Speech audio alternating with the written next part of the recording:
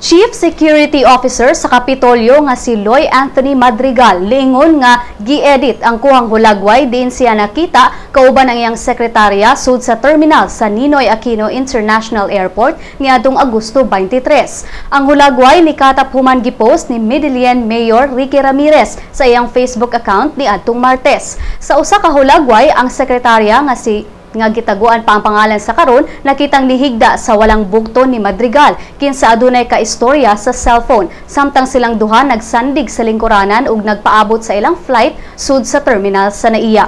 Tungod sa isyu sa imoralidad, si Gobernador Hilario Davide III niawhag ni Madrigal ug sa sekretarya niini nga muluwat sa katungdanan.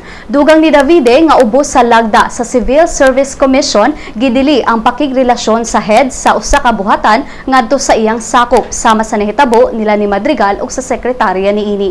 Si Madrigal niingon nga andam siyang mutuman sa kagustuhan ni Davide isip iyang boss apan nanalipod nga gingong gi-edit sa mayor ang ilang mga hulagway aron mugawas nga sweet silang duha sa iyang sekretarya.